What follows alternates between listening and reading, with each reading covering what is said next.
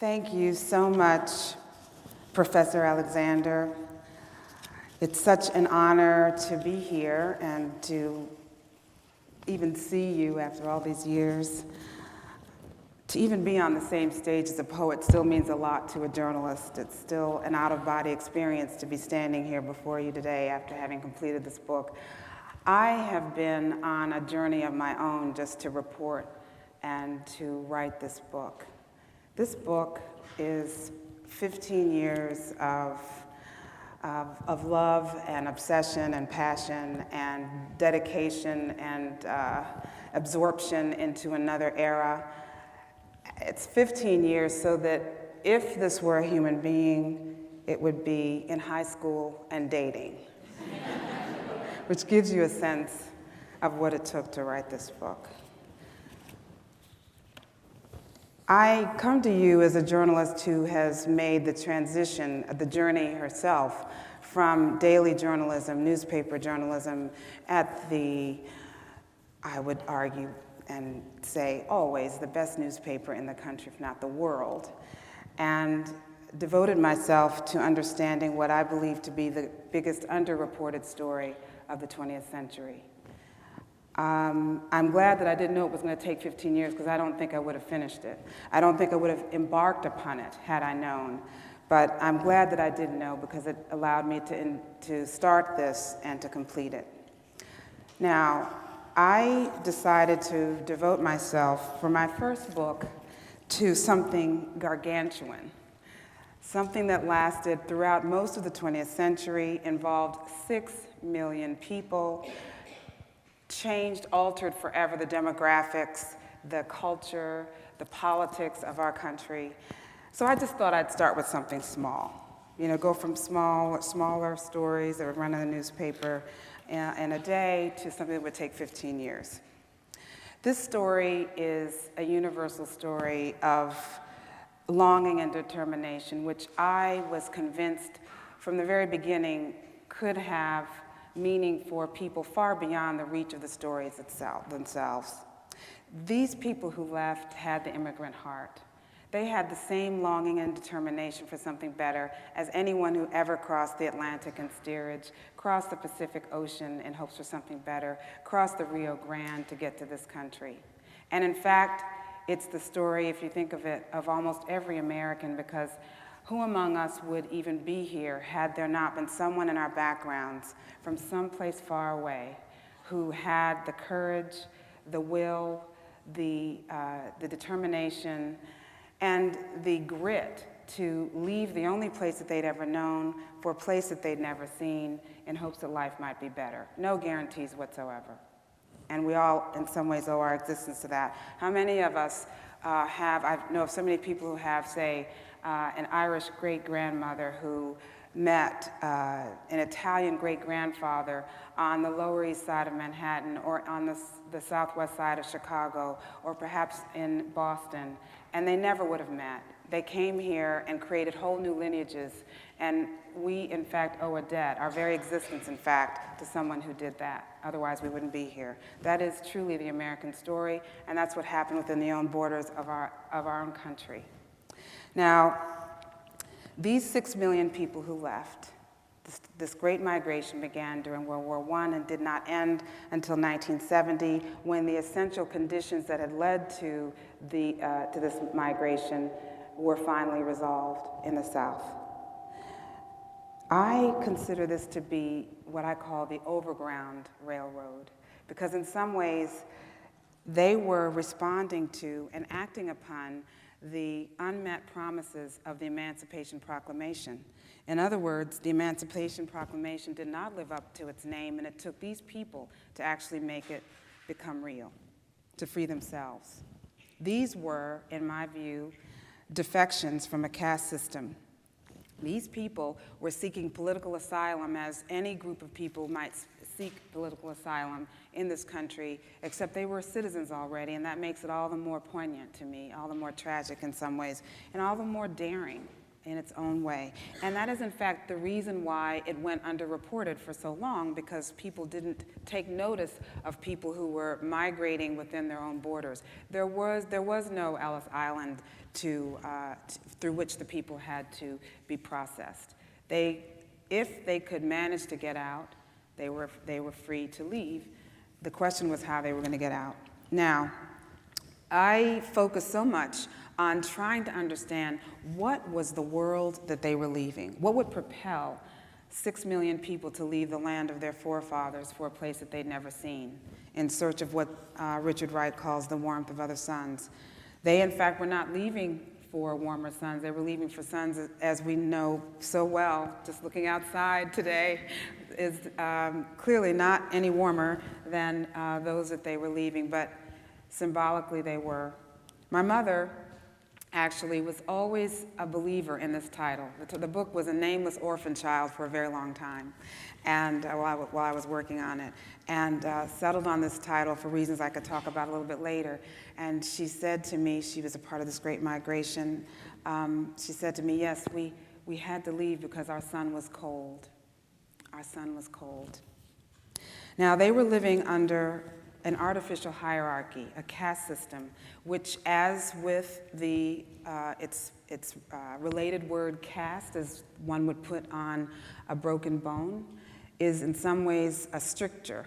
It holds one fast in a certain place, and that's exactly what this caste system did.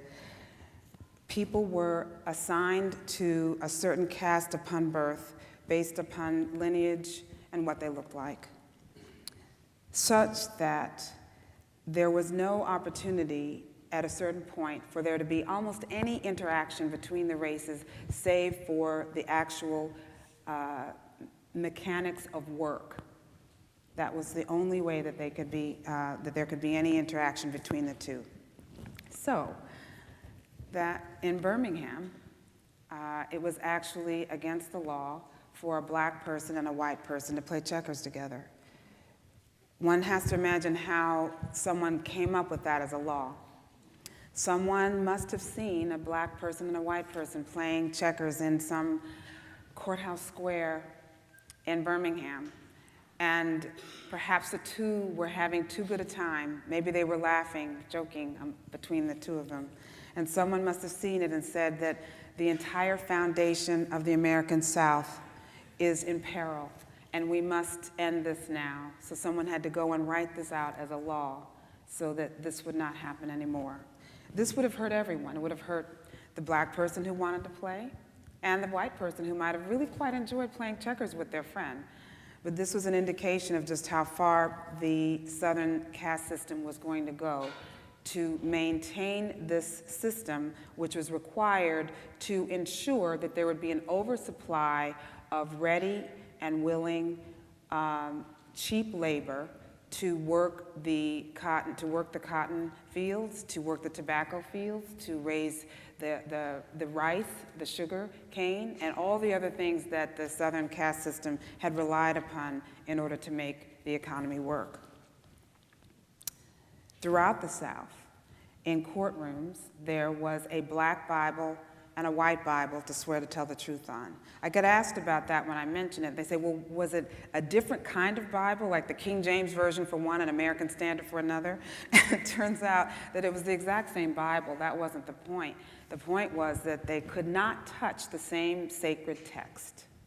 And I found out about this law almost by accident. I was looking for something else, and I came across an article in a North Carolina newspaper. And the North Carolina newspaper was commenting on the fact that this was a law, but not out of alarm or shame or embarrassment, or even really announcing that there was a law. The story came about because the need for a second Bible had created a disruption in the courtroom that day. They had to suspend the trial in order to find a Bible because they could not find the black Bible. So they had to look for the black Bible, and that meant that the bailiff and all the court officers had to go from courtroom to courtroom, search that courtroom in order to find the Bible for the black witness that had just taken the stand. And so this is an indication of just how normal it was viewed.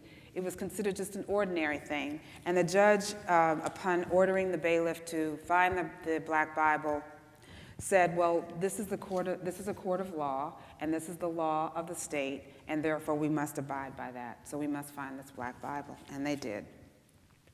Now, when I talk about the Jim Crow, which is what is the term that is often used to describe what I call a caste system, I spent a lot of time looking for all of the possible ways that were devised to keep these races, these different levels of the caste, separate. There are no references in the book to water fountains or restrooms, because we know that already. So there are no references to that. I was looking for any other possible example to make real for the reader what it was like to be in that circumstance, so that a person would be forced, I would hope, to think, what would I do if I were in that situation? What would I do? Would I stay or would I leave? So one of the examples that I find in talking about this book, I find that one example seems to get to people quite a bit. And I'd like to see if people would be willing to raise their hand if they have ever passed someone on the road who was driving too slowly. Anyone ever passed someone? Why would you do that? There's just laughter because it's so obvious. Well, it turns out that under the caste system, an African-American motorist was not permitted to pass a white motorist on the road, no matter how slowly that person was driving. No matter how many times, and we all have been through this, the person stopped because they thought that was the turn. But no, it was not the turn. Maybe it's the next turn. And then the next turn, and there was nothing that that person could do. And as I have talked with younger people about, with high school students even, about the reality of this caste system, and I tell them about this, they will often say, well, I would have honked. Someone even said, I would bump them. And I say, no, you would not.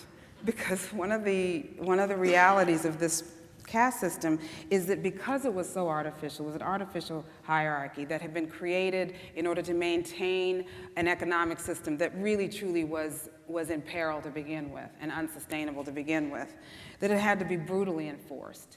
It was enforced with such a level of terror and violence that every 4 days, somewhere in the South, an African American was lynched over all kinds of things, and not always the things that traditionally have been viewed as the precipitating events that would lead to lynching, such as the accusation of a rape of a white woman. That was one of the many reasons that a person could be lynched, but I came across so many other examples.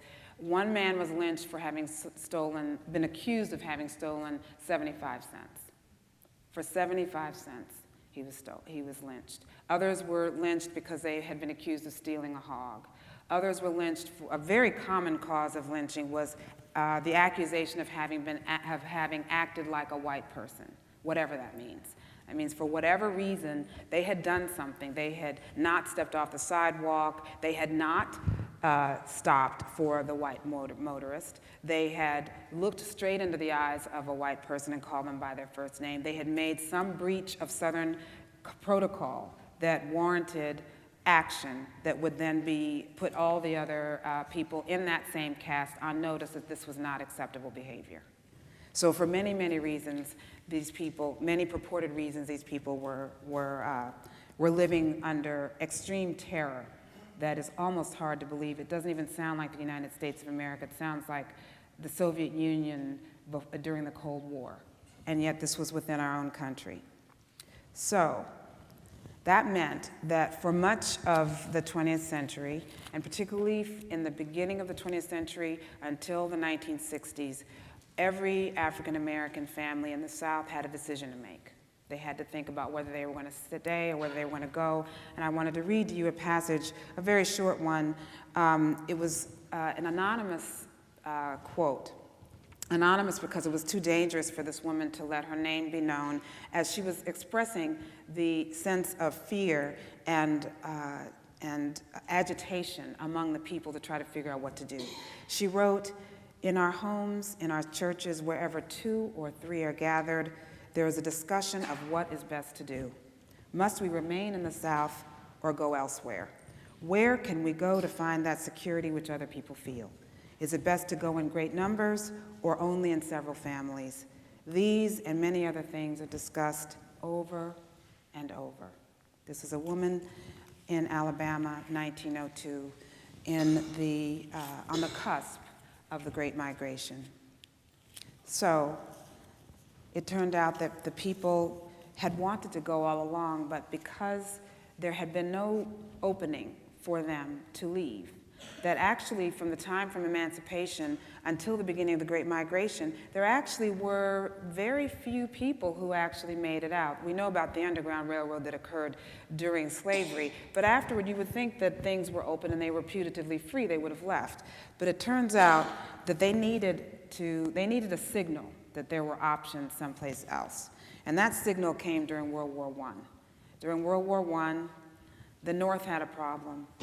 The North had a great need for labor because the immigration from Europe came to a virtual halt because Europe was at war. And with Europe at war, the European immigrants who were already here were often called back home to help with the war effort. And that meant that the northern factories, the foundries, the steel mills, the slaughterhouses, the railroads, all needed labor at a time when there was a great urgency because the world was at war. And yet they didn't have workers to fill those slots. And so they began to look around and to figure out where can we go to find the labor that we need. And they went to the cheapest labor in the country, the cheapest labor in the land, and that would have been African Americans in the South. Because many African Americans in the South, many of them were sharecroppers or farmers, and they were working merely for the right to live on the land they were farming. And that meant that they were readily and quite anxious to leave if there were a signal that there were options. Recruiters from the North came to the South to begin looking for labor and found it there. And that is how the Great Migration began. However, once that began, the South went into a deep panic. They could see that this was a great threat to the economic system and the social and cultural system and life of those in the South who had come to depend upon an oversupply of cheap labor to do whatever was needed to serve the needs of the highest caste. And so this is what the Macon Telegraph had to say at this moment. Everybody seems to be asleep about what is going on right under our noses. That is, everybody but those farmers who have wakened up on mornings recently to find every Negro over 21 on his place gone, to Cleveland, to Pittsburgh, to Chicago, to Indianapolis. And while our very solvency, not people, not human beings, but our very solvency is being sucked out beneath us, we go about our affairs as usual. This is September 1916, when it began to hit the South, when it became clear that these people were leaving. They were leaving because they now had the option to do so, which they had not had before. And so what this meant was the South had to go to great lengths to see what it could do, or what it thought it could do to keep the people from leaving. So what did they do? They began to arrest people from the railroad platforms when there were large numbers of black people with tickets heading north. They would board the trains and arrest them from their seats and accuse them or charge them with vagrancy or not working, which of course they were not working at the moment because they were leaving. When there were too many people for them to arrest, they would wave the train on through so that the train would not stop. And so with the people who had saved up all those months, or perhaps even over a year, for that train ticket to go, could see the train that they had hoped would lead them to freedom passing right by them, and there was nothing they could do about it at that time. They began to find other ways to get out instead. They would go to nearby towns. They would go south in order to go north. They would leave in the middle of the night and pack their things and not tell anyone. They became to be aware that if they were seen in large numbers attempting to leave, that could imperil their efforts to get out. And so they found other ways to get around it. And in fact, the preeminent sociologist of the day, who did much of the work on covering the Great Migration, Dr. Charles Johnson, who became president of Fisk University, he wrote that actually these efforts by the South to keep the people from leaving only fed the urge to leave, because it was a reminder that this place was not a place that was going to get better for them, or that would make life tenable for them. Now, there was a great urgency and quest that they had in the South. Some people wondered whether they should treat the people better. And there was an example of one planter who made the ultimate sacrifice. He decided that what I'm doing is not working. So what I shall do is I think I will put away my whip and gun, and maybe they will stay now. And he made that clear to the people. But the people had decided at that point that they were going to go, and so then we had this migration on. I want to say a little bit about how and why I decided to spend so much of my time working on this. I myself am a product of this great migration, and it has touched me so many times as I've worked on this book that I would not even have existed. And perhaps the majority of African Americans would not even have existed had there been no Great Migration. Simply wouldn't have existed, which is also the case for most Americans. If you're descended from two streams of migration, one from say, China and another from Ireland, then you simply wouldn't have existed. They would never have met had these two streams not come together in this continent. And the same is the case for most African Americans. My mother migrated from Rome, Georgia, to Washington, D.C. My father from Petersburg, Virginia, to Washington, D.C. after he had been a Tuskegee Airman. And they would never have met had they not been part of this Great Migration. But growing up, no one talked about it as a Great Migration. No one, very rarely would you even hear the term used. No one said things like, well, remember when the Great Migration began, or remember when all those people came up in the Great Migration, or remember how during the Great Migration people did this or did that. People didn't talk about it.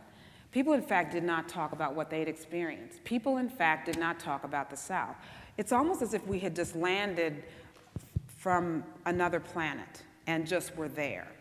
There was no backstory. There was nothing that preceded that.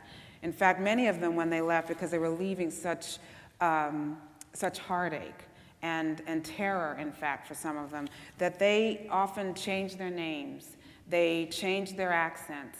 They became Northern. They turned their backs on all that they had known and became as Northern and or American as they could imagine themselves to be. And so I grew up in a world in which I was surrounded by people from North Carolina and South Carolina, which I understand and know is one of the great tributaries to New Haven, for example, that in some ways much of Connecticut is sort of North Carolina, South Carolina, North. and I grew up in that same environment, but you know, hearing the language, the music, partaking of the food and the folkways, the spiritual values, the folk wisdom that comes from that rural Southern culture or small town culture. That is what I grew up with, but no one ever described it as anything beyond just, I left. And so I wanted to understand that better, and that's the reason why I set out to tell this story with great urgency when I began it. Because this migration began in 1916, and that means that these people were leaving us rapidly. I went about it with great urgency, knowing that the stories in order to get the story, I had to act fast, because the stories were not going to be there forever. These people were not going to be with us forever, and I needed to get to them very quickly before it was too late.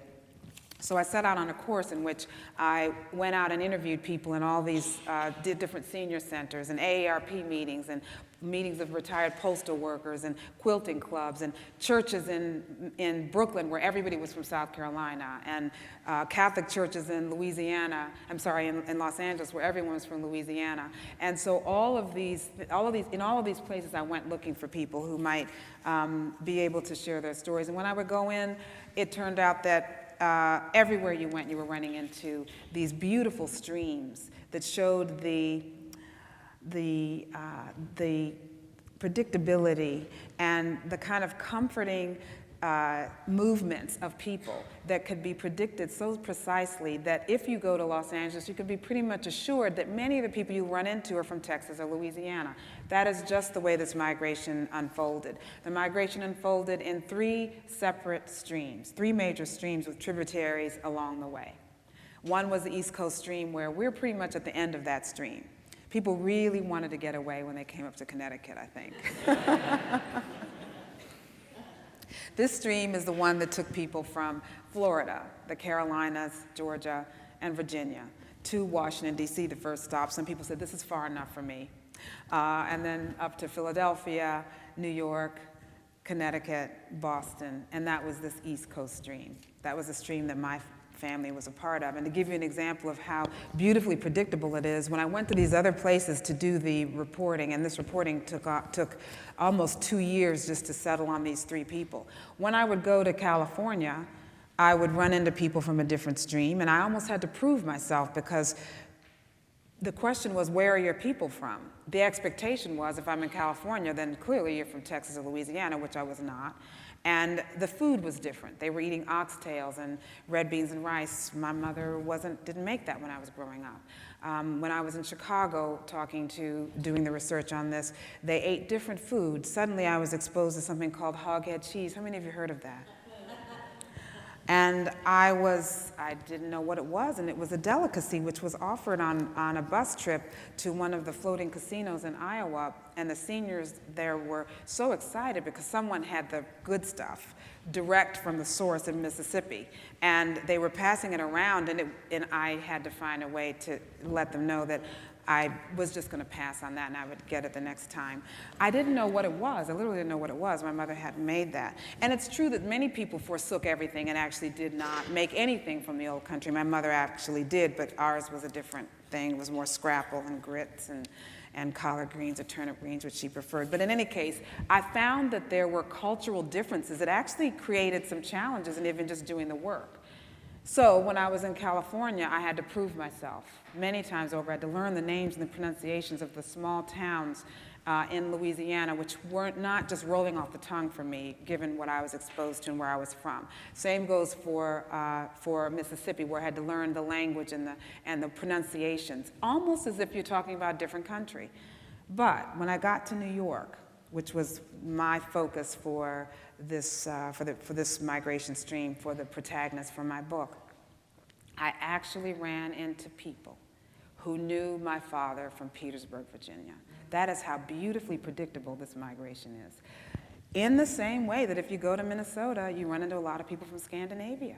And it's the same thing with this migration. I just find that to be one of the comforting things about human behavior, is that we're actually quite predictable, and we like to do things in an orderly fashion. And this was not a haphazard unfurling of lost souls. This was a very orderly transfer of a good portion of the black population, of an entire population, along the bus routes and the railroad lines that took them out, the most direct routes out of wherever they happen to be. And that is the reason why when I went to these different places, I was running into certain people from certain places, and very few people, very little cross-pollination when it came to this, which is quite comforting in and of itself. Now, that means then that the majority of African Americans that you meet in the North and West are descended from this great migration, the majority. When this migration began, 90% of all African Americans, 90% were living in the South, all concentrated in this one region of the country. By the end of this great migration, nearly half were living in all parts, North, Midwest, and West. From Washington to this great arc, north to Connecticut and Boston, New England, over to Cleveland and Detroit and Chicago, and then all the way over to the West Coast. They were everywhere but the South, and that caused a total redistribution of an entire people, which had the effect of putting pressure on the South in ways that it had not anticipated, pressure on the North that could not have been anticipated, and this unfolding of this migration, which at every point along the way, every key point, at the end of World War I, at the end of World War II, people were saying, it's over. The people are not going to come anymore. Clearly, there's no reason for them to come, but no one told the people that, and they kept coming. because human behavior is not always so controllable as that. No one told them that it was over, so they kept coming.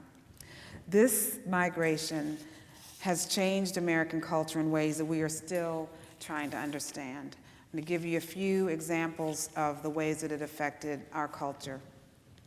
One example is the effect on the politics of our country, and I mean the laws and politics and the ultimate end of the caste system as it had been known in the South.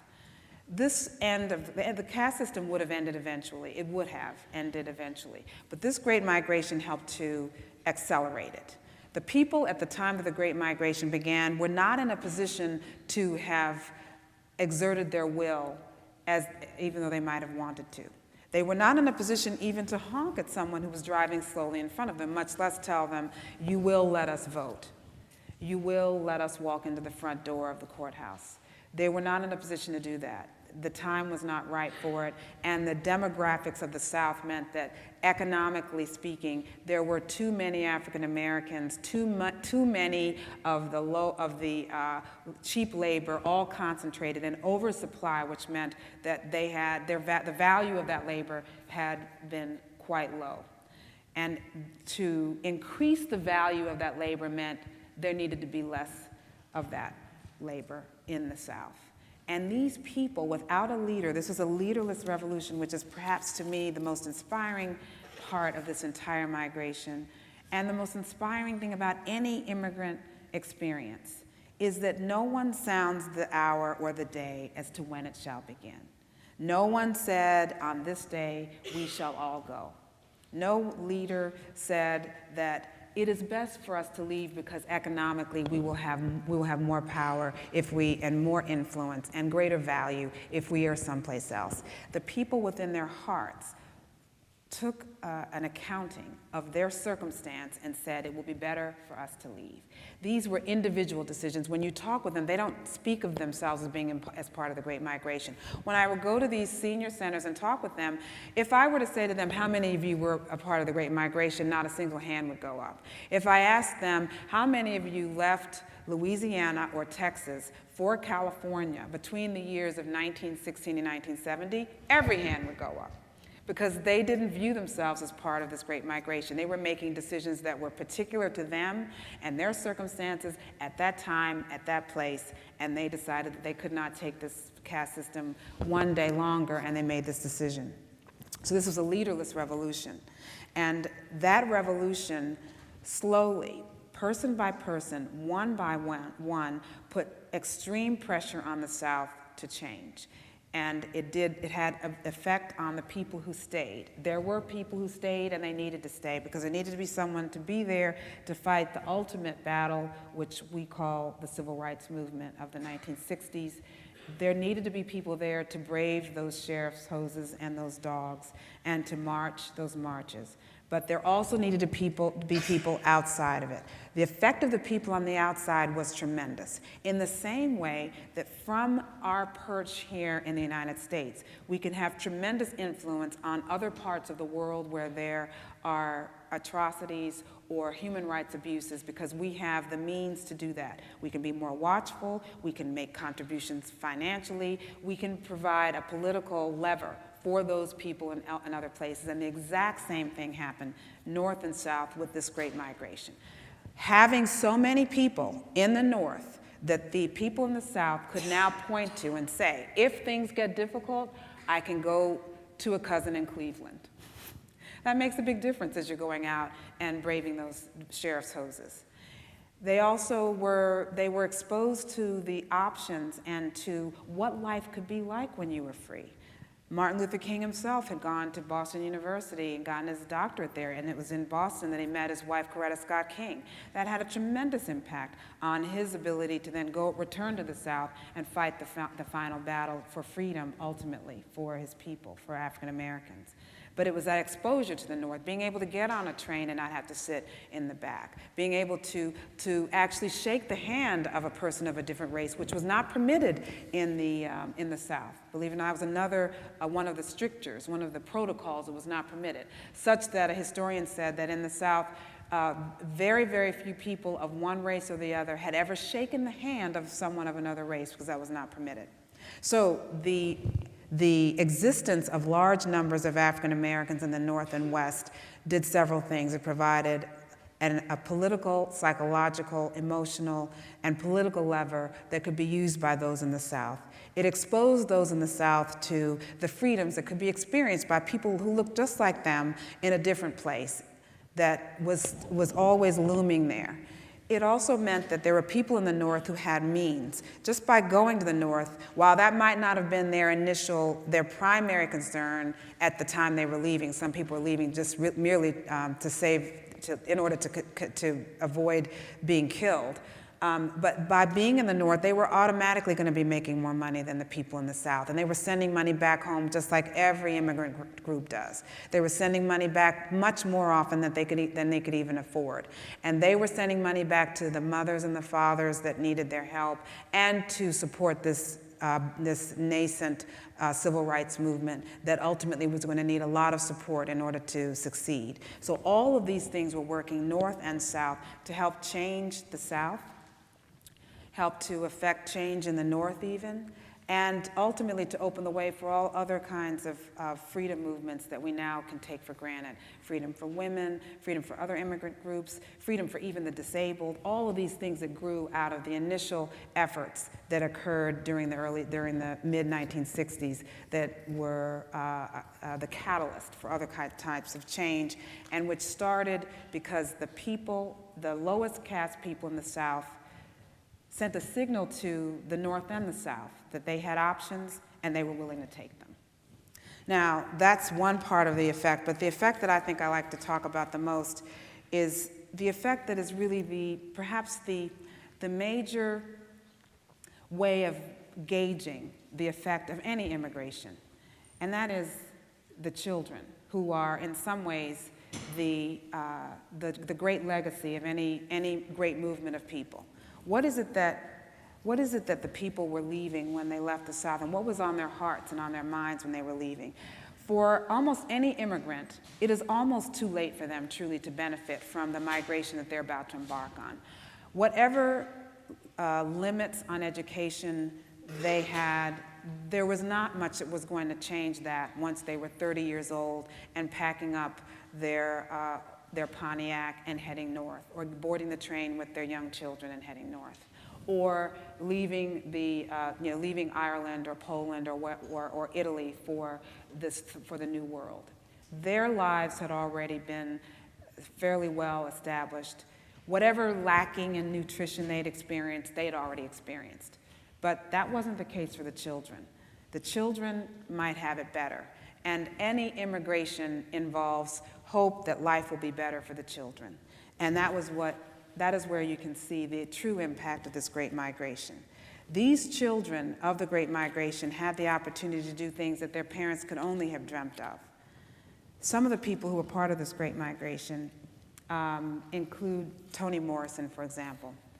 Toni Morrison, her parents migrated from Alabama to Ohio, where she got the opportunity which her parents never had, and which she would not have had they stayed, which is merely to walk into a library and to take out a library book. She would not have been able to do that in Alabama during the time that she would have been growing up. And that's kind of an important thing to be able to do if you're going to be a Nobel laureate. You know, you need to be able to read a book, to get access to a book, and she would not have been able to do that. So many other writers, in fact, much of the African American literature of the 20th century is essentially about the Great Migration, which is one of the things that I found so inspiring about this. I mean, much of the poetry, we're speaking of Gwendolyn Brooks, for example, when we speak of Toni Morrison's work herself, of Richard Wright, who almost everything he wrote was about the Great Migration. It was about reconciling his experience in the South and his search for freedom somewhere outside of the South and feeling bound by that somehow. Invisible Man even is about the Great Migration on some level, and about the shift from the Southern college to life in New York and feeling invisible as a result of that migration. In theater, Lorraine Hansberry and August Wilson, their work, August Wilson's entire cycle was essentially about the Great Migration. The uprooting of people from the South to Pittsburgh. And he used that as the centerpiece to understand what had this done to an entire people, to be uprooted from a place that they had not really wanted to leave and had been forced to leave. And that's just in literature. In art, Romare Bearden and Jacob Lawrence devoted most of their energy to cataloging and to describing and to somehow trying to interpret and make real in their art the pain and the heartache and the joys even that came from this great migration. They are symbols of the very thing that we're talking about. This means that much of 20th century art and creativity as we know it was all born out of this great migration. When it comes to music, music simply would not be what it is were there no great migration. In fact, I would argue that the American ear has been reshaped by the transfer of Southern folk music to the North through this great migration and the marriage of both Southern music to the North and how it metabolized differently here and got exposure in ways that it would not have been exposed otherwise. For example, we all know about the blues, Muddy Waters, and B.B. King. All were migrants themselves coming to the North from the Mississippi Delta with their 12-string guitars and the music in their head. But I like to think about other things too, which simply would not have existed. Motown, for example, simply wouldn't have existed without the Great Migration. It absolutely would not have existed. And that's because Berry Gordy, the founder of Motown, his parents migrated from Georgia. And they migrated from Georgia to Detroit, where once he grew up, he decided he wanted to go into music. He did not have necessarily a great singing voice, nor was he necessarily a musician, but he wanted to go into music. He wanted to create a music company. But he didn't have the money to go all over the country scouting out the best talent, so what did he do? He looked around him. And there were teenagers all around him who were the children of the Great Migration, children of people who had made this great leap of faith into a northern city, a forbidding northern city. And one of them was a 14-year-old girl who had two friends. The 14-year-old girl, the main one, her parents, her mother had migrated from Alabama, father from West Virginia. They never would have met had there been no Great Migration. She wouldn't even have existed had there been no Great Migration. She had two friends, Mary Wilson and Florence Ballard, who both were also children of the Great Migration. Their parents had come from the South. The main one I'm mentioning is Diana Ross. We simply would not even know her name had there been no Great Migration, because first she wouldn't have existed, and Berry Gordy wouldn't have then been able to meet someone who didn't exist. So we wouldn't even know her name. And of course, that he found them. Against her parents' wishes. They did not want her to go into music, but she did anyway, and there were born the Supremes. He also heard about, and of course the Temptations and all those other groups all had roots in the South. They were all part of the same wave of people. So an entire art form, you might say, or subset of music was created as a result of this great migration. But Berry Gordy also heard about this very large family in Gary, Indiana. Very large, there were 9 or 10 kids. 9 or 10 kids, and there were 5 boys in this large family who were known for going around to the different talent shows and apparently winning all these talent contests. And of the 5 boys, it was the youngest who seemed to be the most talented, even the father would have admitted. And he was the front man at 8 for this group. And Berry Gordy discovered them. Of course, I'm talking about the Jackson 5, who we would not even know the names of because they too would not have existed. Their mother migrated from Alabama, father from Arkansas. They meet outside of Chicago, move to Gary, Indiana, have a lot of kids who have amazing talent, and therefore an entire legendary family comes into being that we would never even have known about. Those are just a few of the examples of popular music that just simply wouldn't have existed had there been no Great Migration. There's so many other people who are part of that as well. But when it comes to jazz, for example, I'm going to give you 2 more examples of things that would not have existed had there been no Great Migration. When it comes to jazz, the three pillars of jazz, again, simply we would not even know their names. Miles Davis, for example, we wouldn't know his name. Miles Davis, his parents migrated from Arkansas to Alton, Illinois, where he had the opportunity, the luxury really, of being able to practice, to learn music, to practice music, which he would never have had in the cotton country of Arkansas. Now, he'd come from a fairly well-situated family, but even then, he would not have had the opportunity to go to better schools that would have allowed him the option of being able to take music in the way that he ultimately was. Thelonious Monk, his parents migrated from North Carolina to Harlem when he was 5 years old, where he too got the luxury of being able to practice the piano, to learn music in a way that he never would have had the opportunity to do had his parents stayed in the tobacco country of North Carolina. And John Coltrane. John Coltrane migrated at the ripe old age of 17, which is kind of old to be beginning a musical career in today's world.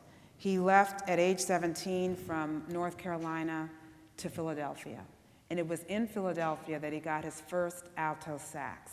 He did not touch an alto sax until he got to Philadelphia, and his mother gave him one. It was a used one. And then he went to the Ornstein School of Music in Philadelphia, and he apparently played and played and played on his off hours. He was working in a factory, and I would submit to this day that the people in his apartment building would deny this to this day, that they did what they did, but they actually complained to the landlord and said, there's this man in 12C who is playing at all hours of the night, and you must make him stop because we can't sleep. Little did they know, they were saying that there's, John Coltrane is playing and we don't want to hear him. They would deny that, I'm sure. But where would jazz be? Where would music be? Where would culture be? Not just American culture, but culture in the world, because John Coltrane is as popular in Tokyo and Paris as he is here in the United States. Where would culture be had John Coltrane not gotten on a train and gotten to Philadelphia and gotten a hold of an alto sax? It's unfathomable what that would have meant to music and to our culture, to culture as we know it. And that's just one example. But I want to leave you with one of the most, to me, stunning examples, and I'm so grateful to have been able to actually meet him. Bill Russell, the NBA great. It's frightening to think that we might not even know his name. Bill Russell's parents were living in Monroe, Louisiana, which is a place that I had to go back to for the book, which is the reason why he's even in the book, because Monroe, Louisiana figures prominently in the book. One of my three protagonists was from Monroe. And his parents were having a very hard time of it in the late 1930s and early 1940s. At one point, his father went to a gas station to get gas, and he was having a difficult time getting served. And the reason was because the Southern Protocol required that all white patrons had to be served before any black person could be served, no matter when the white person showed up. So if white patrons kept coming up, that meant he was going to have to wait and wait and wait until basically the place was empty, or the only person left to be served was another black person, in which case he would then move to the front of the line because he'd been there first. Well, he waited, and white patrons kept coming, and he decided he was running out of time and he needed to go, and he would just get gas another time. As he was backing out of the gas station, the proprietor set down the hose from which he was using to service one of the white patrons, and he went over to Bill Russell's father. He put a gun to his head and he said, "You leave when I say you can leave, and don't ever do that again." Bill Russell's mother, at around the same time, was walking down in downtown Monroe when a police officer stopped her. She was wearing her church clothes. She had saved up a long time to get this outfit. The police officer did not appreciate what she had on because he thought that it was not fit for someone of her caste. And he said, "Go home right now, take that off. Don't ever let me see that on you again. What you have on is not fit for a colored woman. Only a white woman should be in what you have on. If I see that on you again, I will arrest you. This is your last warning." Bill Russell was about 8 or 9 years old at the time, and he came home from school and he saw his mother at the kitchen table in tears over the straits that they were in, because this was a world that was closing in on them and there were no options. There were reminders from the moment they woke up until the time they went to sleep that they were in a different caste and that there was no way out, and that in fact danger attended any potential breach of that caste system. So they set out on a course for California. They decided that they would go to California. They caught the train first to St. Louis in the segregated train, and then when they got to St. Louis, which was a border city, as is Washington, D.C., and El Paso in Texas, in the border city, they could switch over to an integrated train, and it was called the American Eagle, and he remembered it to this day. Bill Russell was a little boy. And they set out on a course for Oakland, where he was able to go to integrated schools. He said that we were like immigrants. We had to learn the language, that people spoke differently. They ate different kind of food, which is exactly what I experienced growing up, too, in a way. That we had to learn the ways of this new place that we were in, and I felt like an immigrant. He had the opportunity to go to college in an integrated school, which he would never have been able to do in Louisiana, because the state schools, even though African Americans were contributing to the funds because they were paying taxes, they could not go to the integrated state schools. Actually, they weren't integrated, they were white, the white schools in their respective states. And so he would not have had the opportunity to go to the state school in Louisiana, or any white school in Louisiana. But in California, in this new world, he was able to go to the University of San Francisco. And the University of San Francisco happened to be an NCAA school. He was very tall, as we all know. And it turned out that he was not just tall, but he was quite skilled. And he led his team, the Dons, to 2 NCAA championships, which of course he never would even have been able to go to an NCAA school had his family stayed in Louisiana. It was because he was at that school and had led that school to 2 NCAA championships that he came to the attention of the Boston Celtics. He was hired onto the Boston Celtics, and it was there that he led Boston to 11 of 13 championships, NBA championships, and is considered, even to this day, one of the greatest men ever to have played the game, one of the greatest defensive players ever. And people who follow the game, for people who follow the game, it's almost unimaginable what professional basketball would be had there been no Bill Russell. And yet we might not even know his name had his parents not migrated, because he would not have had the opportunity to even get to the NBA, to come to the attention of the NBA. He would very likely be working in a sawmill and no one would know his name. That is the impact that this migration had, multiplied times 6 million people and all of their children and their children's children, to the point that I am even standing before you today. I wouldn't even be here were there not a great migration. I want to end this, my discussion with, I haven't had a chance to talk much about the 3 people. The 3 people are Ida Mae Gladney, who migrated from Mississippi to Chicago in 1937. She had been a sharecropper's wife who was terrible at picking cotton, and they ended up having to leave because a cousin was beaten to within an inch of his life over theft that he did not commit. Afterward, there were no apologies. It just was one of those things that would happen in 1937 in Mississippi. And after that, her husband decided, he said to her, after he saw what had happened to his cousin, this is the last crop we're making. And they set out on a course for the North. The second person was a man who had been a college student, but the money ran out, and there was no opportunity for him to go to the school near his family, which would have made it possible for him to go to school. He could no longer afford board, really. And so he couldn't go to the white school in his region, so he had to return to the work of the region of Florida where he was, which was citrus picking. And ultimately, he had to flee for his life to Harlem because he had been agitating for better wages and work conditions for the people who were picking fruit. The work was very dangerous. They had to climb into 40-foot trees. The pay reflected what little value the growers ascribed to the work, which was meaning that they paid them 10 or 12 cents for a box of fruit, which might take them most of the day to pick, and so under great peril. And so he was trying to agitate for better wages, and as a result of that, he had to flee for his life because unions were not welcome at that time, and particularly not from African Americans who would have the gall to stand up to the growers in the way that George Starling was doing that. So he fled from Florida to Harlem in 1945. And then the last person was Robert Joseph Pershing Foster, who was a physician, a surgeon in the U.S. Army, and he had performed ably in the Army and had been permitted to practice medicine. But when he got out of the Army after the Korean conflict, it turned out that he could not practice surgery in his own hometown of Monroe, Louisiana, the same town that Bill Russell's family had come from.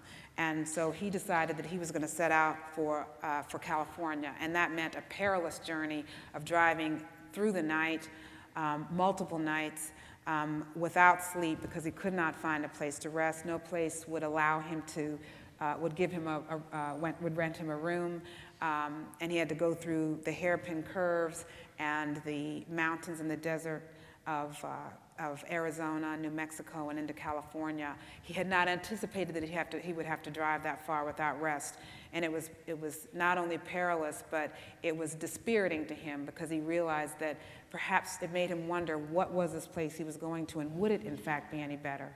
And that's something that probably weighs on the mind of anyone who ever leaves one place for another, because there are no guarantees. What is it that you're doing? And you often think about what this person had to go through just to make the decision, and once you made the decision, you'd like to believe you made the right decision. And he was not certain as he did that. But I want to read to you this passage about him, about when I first met him. This was the day that I first met Robert Joseph Pershing Foster, a character unto himself. Los Angeles, 1996. The panel door rises a story high and would befit a museum or government office, but is actually the front door of a Spanish revival south of Wilshire. The door opens, and there stands a one-time bourbon-swilling Army captain and deft-handed surgeon who, now in his later years, is a regular at the blackjack tables and the trifectas at Santa Anita. But he is, at the heart of it all, and perhaps most important, a long-standing, still bitter, and somewhat obsessive expatriate from the 20th century South, the heartbreak Jim Crow land he chose to reject before it could reject him again. He's a Californian now, this Robert Joseph Pershing Foster. He is the color of strong coffee and has waves in his hair, which he lets grow as untamed as Einstein's, but then brushes back like the boys in the band. He's wearing a white cotton island shirt, loose slacks and sandals, the uniform of the well-to-do LA pensioner. He has the build and bearing of a Sammy Davis Jr. and not a little of the showmanship and delightful superficiality that seem to grow on people in certain circles of LA. And whenever I read that in LA, I think to myself, I needed to edit that out. I meant to edit out the superficiality part, but then, when I've read it, they just say, yep, that's us, we're superficial. So they love it. He walked straight-backed and slew-footed into the foyer, past the curved faux-gone-with-the-wind staircase and the East Asian pottery. He gestures toward the living room, an imposing space that dwarfs him in its volume, fairly frozen in the seafoam carpet and hot pink tulip chairs out of a sherbety Doris Day movie from the 50s. The whole effect is as starched and formal as the tuxedos he used to wear to the parties he threw for himself back when Alice, his wife, was alive and the money was raining down like confetti. He seems accustomed to people fawning over the place, and with the prim air of leading men of his favorite movies from back in the 40s, insists on serving his guests a slice of lemon pound cake and vanilla ice cream on Rosenthal china, whether they would like to have it or not. He is a physician, or was for most of his adult life, and by most accounts a very good one, and is prone to pontificate like a man of his years and accomplishments. But he is just as likely to interrupt himself and check the time to see if he can still make the 1 o'clock at the Hollywood Park racetrack. His photo albums are filled with an unlikely assortment of bookies and blues singers and dentists and fraternity men and surgeons and society people whose approval he craved, even though he knew they were too pretentious to matter really. He doesn't say it because it would be gauche and hardly worth mentioning from his point of view, but there happened to be a lot of little Roberts around town due to the fact that over the years he delivered a number of baby boys whose mothers were so grateful for his firm hand and calming reassurances at the precise moment of truth that they named their sons not after their husbands, but after the doctor who delivered their babies. Before he begins his story, he tells you it's a long one and you can't get it all. He's lived too many lives, done too much, known too many people, ridden so high and so low that there's no point in fooling yourself into thinking you can capture the whole of it. You could try, of course, and he agrees to give as much as he can. I love to talk, he says, a smile forming on his still chiseled face as he sits upright in his tulip chair, and I am my favorite subject. Thank you so much. I'm so happy to take your questions.